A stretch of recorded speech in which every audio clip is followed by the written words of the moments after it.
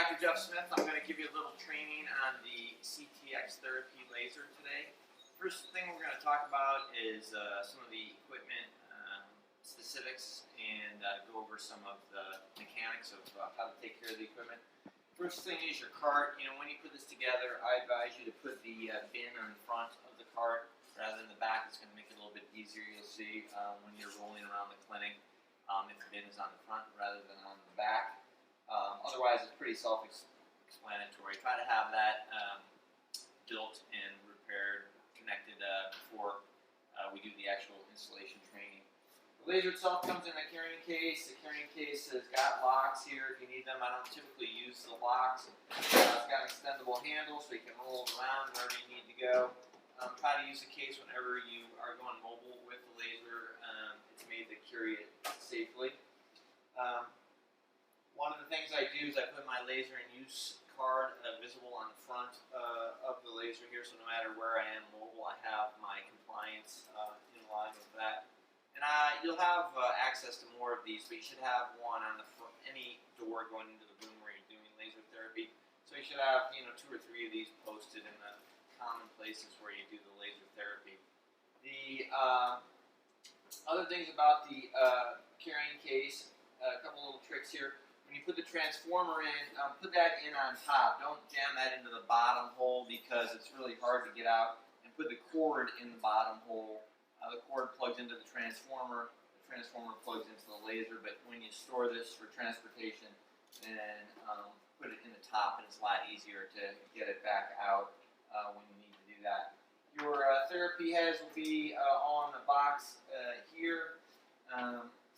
So you'll have, usually what I will do is keep 3 of the heads in the box and 1 of the heads on the laser, and we'll set that up here in just a second.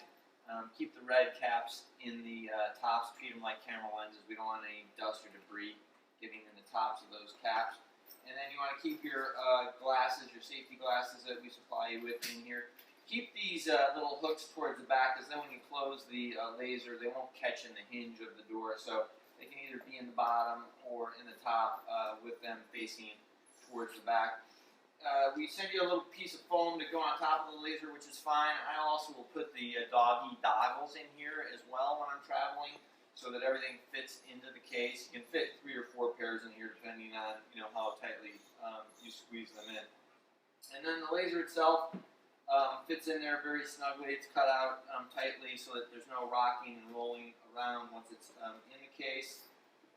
And I'll show you a couple things about that.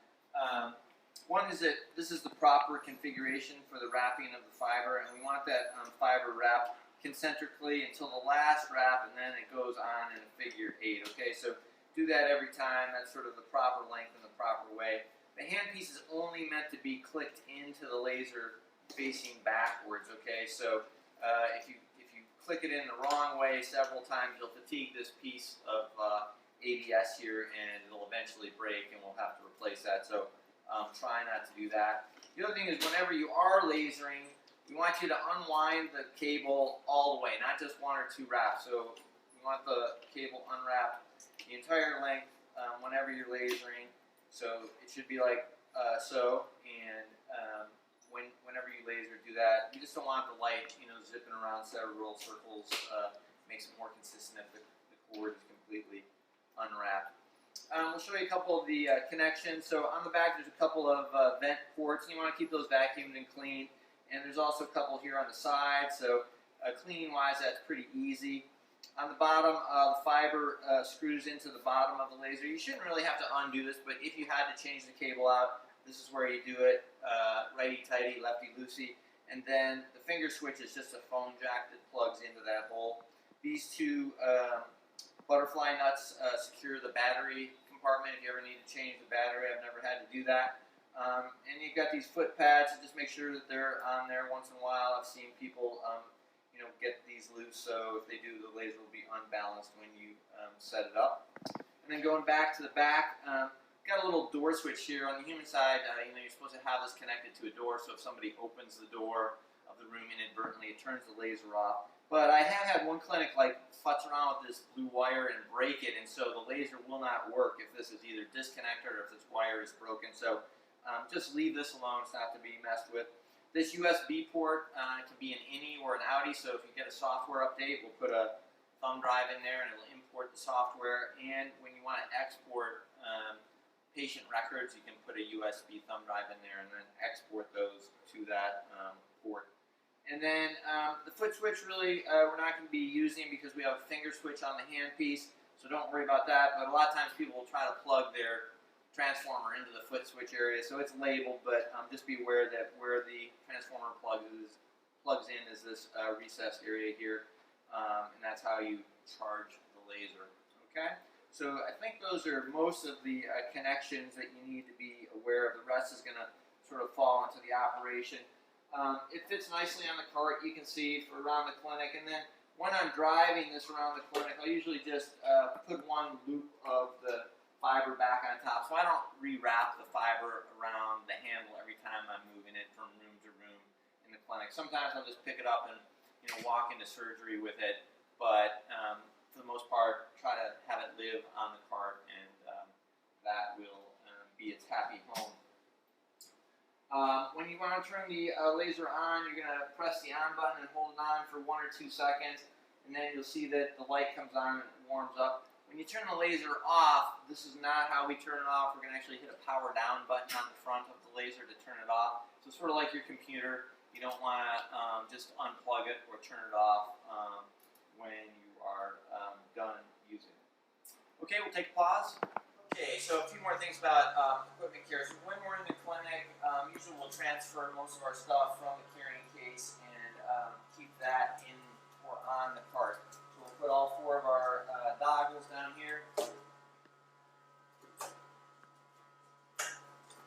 And then we'll put all 3 of our glasses down here too. And I'll show you a couple things about the glasses here in a moment.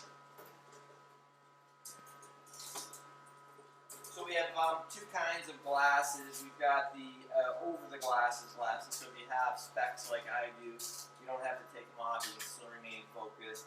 They go over the top. You'll have 2 sets of these, and you'll have 1 set of the what I call Bono-style glasses. So if you have good vision and you're not currently wearing glasses, then these are the ones that you will wear for that.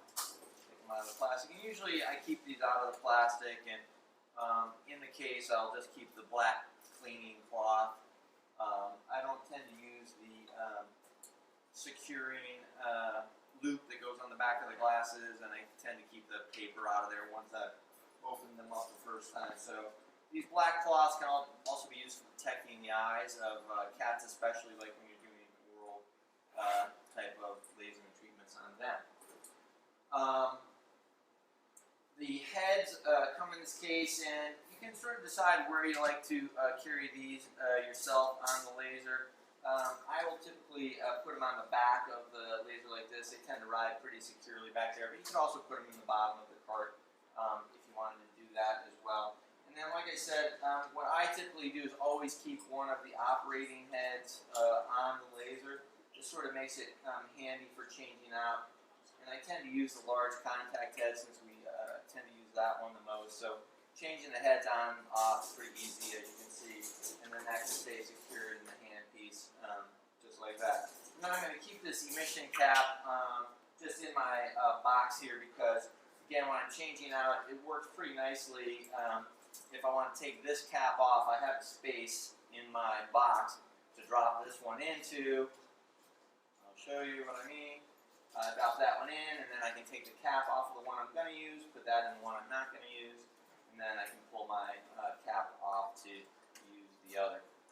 We'll explain this a little bit in more detail later, but you have different heads, 2 large heads, one is contact and one is non-contact, and 2 small heads, again, one is contact and one is non-contact. So that's why you have those.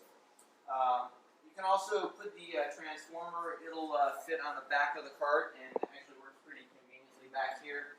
So you can line that on the back shelf and then plug into the port on the back of the laser, and then the cord will plug into the transformer and into the wall when you need to do that. We tend to keep ours plugged in most of the time when we're not using it, and then as we roll from room to room or do treatment to treatment, we're okay. You can usually laser for about an hour before you'll deplete the battery in the laser. So you have a lot of time that you can laser before you have to recharge. If the laser happens to run out of battery mid-treatment, you don't have to recharge it. You can plug it in and run it directly off of the AC.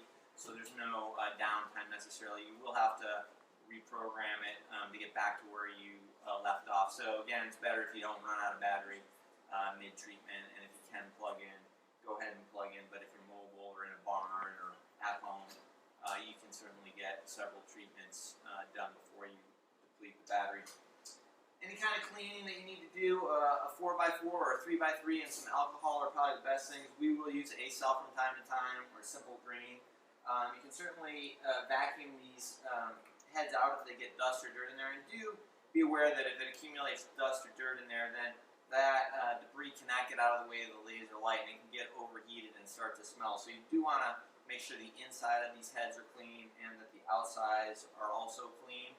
And again, it's not very difficult to do that, but that is sort of a priority. Likewise, when you have the head disassembled here, then be careful not to smudge or blur the top of the laser light coming out of here. Likewise, when the cable is disconnected from the laser itself, there's a very tiny diameter to the fiber, and so any smudging or dirt on that will create a problem. If it does get dirty, then you need to get a special fiber cleaning card to clean it. So again, there'd be very rare times that you should be disconnecting it or getting it dirty. When you do have it disconnected from the laser, on the bottom side there, then you may need to use the cap to keep it covered, both the cap on the end of the fiber and the cap on the port to the laser. But the better answer is just to have the fiber or a fiber connected. You will also have an extra package that has an extra fiber and handpiece, an extra set of 4 heads as backup. So you should never be out of business with any problems with any of those, because you have a backup on hand. We've never taken ours out or never used it, but it's good security knowing you have it if something does break or is not functioning. You do have backups of those items. Any other problems, you can get overnight replacement of your laser, and you call technical support for that particular type of a problem. I do want to talk a little bit about the card itself. It's got some stops on the feet here, so again, just make sure those are clicked into the open position. Sometimes hair will get stuck in those wheels and they won't roll, so keep an eye on that, just like any of the other chairs or devices that you have in the clinic. But it's pretty heavy duty and requires very little maintenance. Make sure you do get the nuts secured tightly the first time that you do it. Okay, we're going to take a break.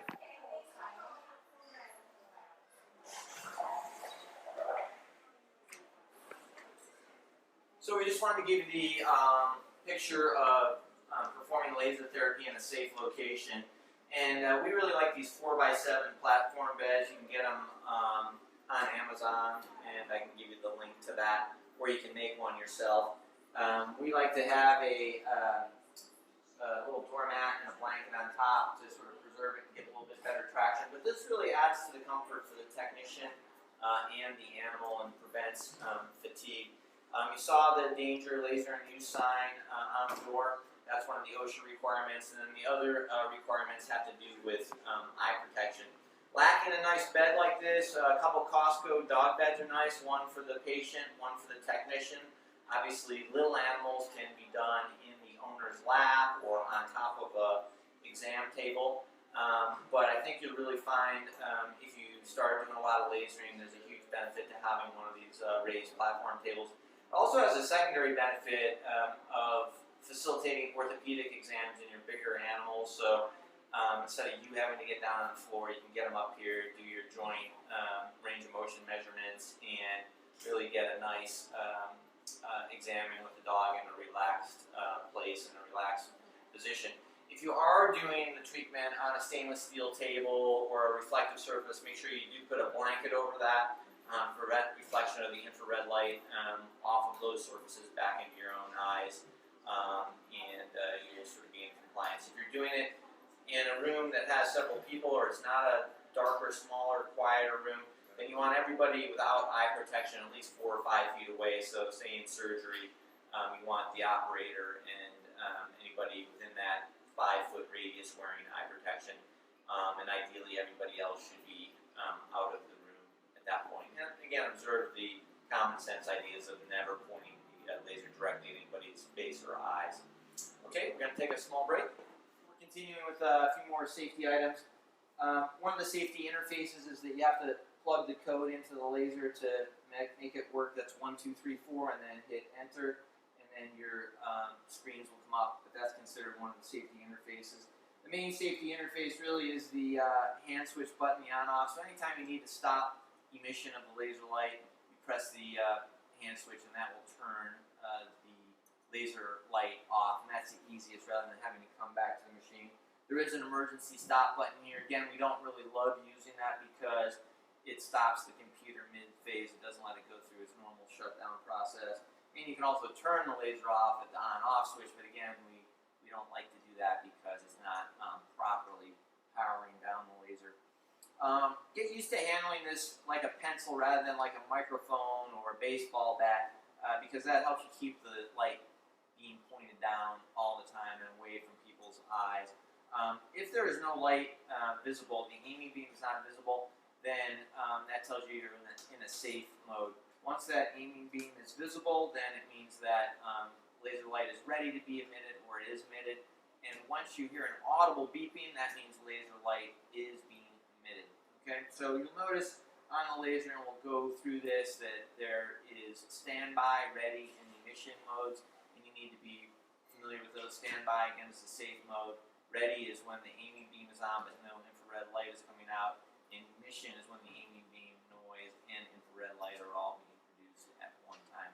So if you're familiar with those, then it's pretty easy to understand when the laser is emitting light and when it isn't. And after doing this 3 or 4 times, it will sort of be second nature, those different aspects of it.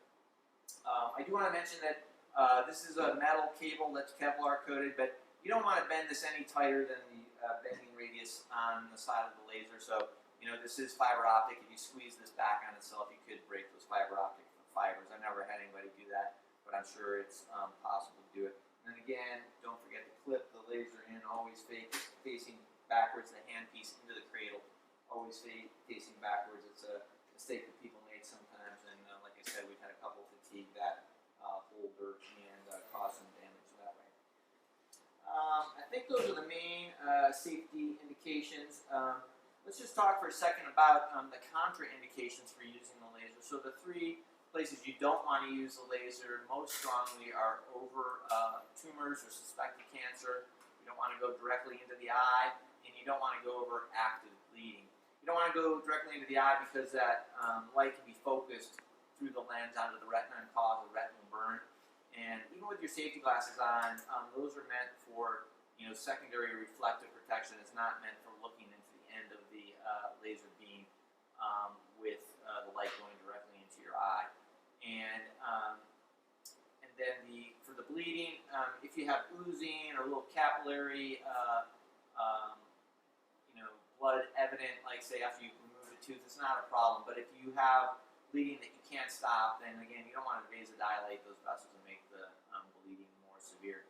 You'll also see that there's contraindications for lasering over a testicle, an ovary, a fetus, a pacemaker, a corticosteroid injection, epiphysitis. And most of these are jurisprudence, meaning that we don't want to have to prove in those instances that the laser did something negative. And so those are contraindications.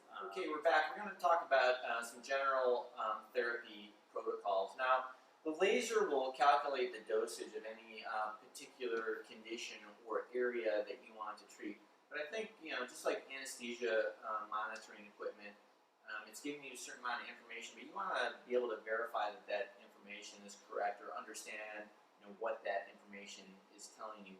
So most of the time the laser is going to be treating either superficial or deep conditions. Most superficial conditions are going to be treated at 3 to 4 joules per square centimeter. Most deep conditions at 10 to 20 joules per square centimeter. Now that sort of sounds maybe foreign. What's a joule? What's a centimeter? I'm going to explain to you. A joule is about 4 calories, so it's just a unit of energy. And a centimeter is sort of hard, but 100 square centimeters is about the size of your hand. Or a 3x5 index card is almost exactly 100 square centimeters. So again, if we remember that dosage of 4 joules per square centimeter for superficial, means each handful of superficial tissue that I'm treating is going to be about 400 joules. 100 square centimeters times 4 joules per square centimeter, that's 400 joules per handful. So if I had, an area of dermatitis on a dog, or maybe on my chest that was 2 handfuls wide, then that would be 400 plus 400, so 800 joules of energy that I would need to administer to that area. For deep pathology, we're going to multiply it by 10, because most of the time it's going to be 10 joules per square centimeter. So each handful, that's 100 square centimeters times 10 joules, that's going to be 1,000 joules per handful. So if I'm treating my knee or a horse's hock, let's say, it's going to be around 4,000 or 5,000 joules per square centimeter. So again, maybe you want to treat with 20 joules per square centimeter, and you'll have to make an adjustment to multiply by 20 instead of 10. But whenever the laser gives you a dosage, you should be able to sort of make sense of that based on those simple ways to calculate the dosage. The laser will remember all of the dosages administered in the patients that you've treated through the patient tracker function. So you can go back and review any of that information from technician to technician or doctor to doctor as far as the treatments go. What the laser does not tell you is how often you need to administer these treatments. So that's mostly going to be part of what the doctor prescribes. But the technicians are important in monitoring and relaying information back to the doctor about how the condition is progressing. So we treat 3 general groups of conditions: post-procedure, acute, and chronic. Post-procedure means after any spay, neuter, dental, laceration, the animals will get 1 or 2 treatments, and that's largely to control pain and acute inflammation. Doesn't really accelerate the healing process measurably over the course of 2 weeks when they only get 1 or 2 treatments. But again, it's part of really good post-operative or pain management in general. AHA and AAFP have just come out with new pain guidelines that say pharmaceutical management by itself is not enough. You need to be employing things like laser therapy and cryotherapy and passive range of motion. So be aware that this is a standard of care as far as pain management goes. Acute conditions, they get treated 3 to 6 times, and then they are healed and don't need to be treated again. So an acute otitis, a hot spot, an abscess, a surgical incision. Is it 3 times, is it 6 times? It sort of depends on client compliance and what you're trying to accomplish. So for example, a hot spot, you might only use it once or twice on a hot spot to get over that initial self-mutilation and licking. Or you might use it several times in a row because maybe the animal can't tolerate steroids, or the owner wants to treat as naturally as possible. So again, 3 to 6 treatments, and those acute treatments can be treated daily if possible, or every other day. So the more acute the injury or acute the condition, the more acute the treatment, meaning you can treat daily. I don't think there's a strong benefit to treating more than once per day. It's sort of accelerating the cellular chemistry, and it takes a day to come back down, and I've not seen any benefit from doing twice daily treatments. But there is a benefit from treating daily in these acute conditions like a snake bite or road rash, something like that.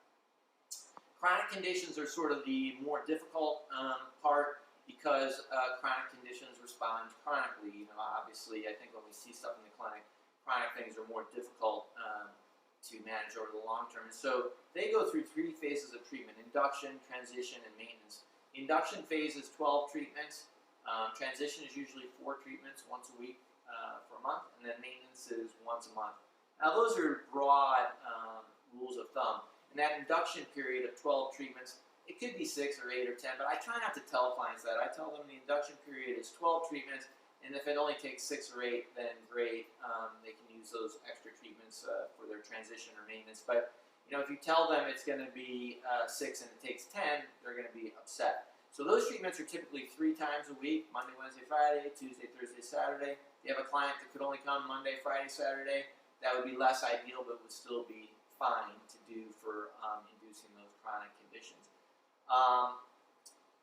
The maintenance and the transition, again, it sort of depends what you're asking the laser to do. If you're trying to maintain the dog on laser alone, they might have to be maintained every 2 weeks. If you're using it in conjunction with some other meds, then maybe less often. If you have a really severe condition, it could require more frequent maintenance. But I think the goal to shoot for is once per month, once you have them induced and under control with the initial induction and transition periods.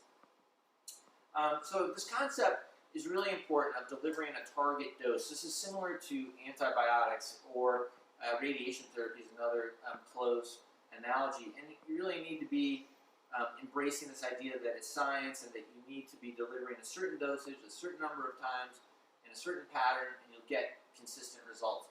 If you're sort of winging it or doing it, one time this week and 2 times next week, or even following some of the old protocols, there was an old 3-2-1 protocol where you treat it with a laser 3 times this week, 2 times the second week, 1 time the third week.